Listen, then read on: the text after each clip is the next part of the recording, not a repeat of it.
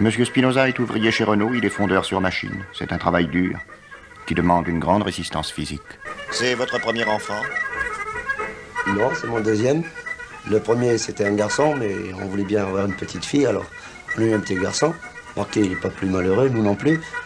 Mais qu'est-ce que vous voulez? C'est beau d'avoir des enfants, mais c'est le logement. Aujourd'hui, on est dans une pièce, on la paye 5 000 francs. Les portes ne ferment pas, la fenêtre non plus. On a un séchoir dans la maison, là. On est obligé de le bouger à droite, à gauche pour pouvoir passer ou faire n'importe quoi. Je peux pas me détendre, je peux rien faire. Après ça, je travaille chez Renault. Je suis un OS chez Renault, je ne suis pas un spécialisé, mais enfin, je gagne ma vie bien. Mais il se passe toujours la crise du logement, quoi. Alors, j'ai cherché. Ben, qu'est-ce que vous voulez, il y a 5 ans que je suis marié, il y a 6 ans que je cherche le logement. Mais aujourd'hui, on a trouvé cette pièce, on la paye 5 000 francs. Je demande pas de me donner une pièce ou un appartement moins cher, non, même plus cher. Mais quand on va chez un constructeur pour lui demander, par exemple, s'il y avait 2 pièces ou 3 libres, il nous dit que oui, il y en a des pièces libres, mais seulement il faut des millions. Alors qu'est-ce que vous voulez, nous, on est des ouvriers, puis...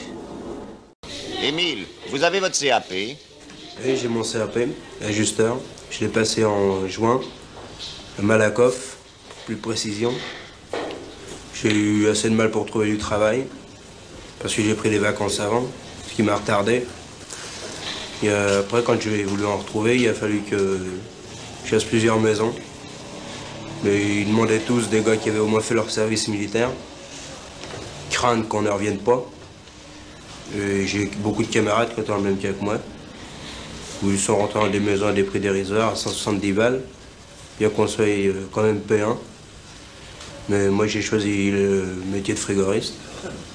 C'est bon travail, c'est assez long à apprendre, mais si on en met du... faut se défendre, quoi. Moi, je travaille dans une maison où je suis assez bien rémunéré. Les gars sont sympathiques. Et je compte peut-être un jour me mettre à mon compte, dans une vingtaine d'années, si c'est possible. Madame Dupré, dans l'escalier B, coud elle-même des tiges de chaussures. Yvonne Desrues, dans la 2e cour, travaille dans une entreprise de chaussures. Et la vieille Madame Cordonnier, dans l'escalier C, a exercé ce métier pendant 50 ans. Madame Dupré, depuis combien de temps exercez-vous ce métier? Depuis l'âge de 14 ans.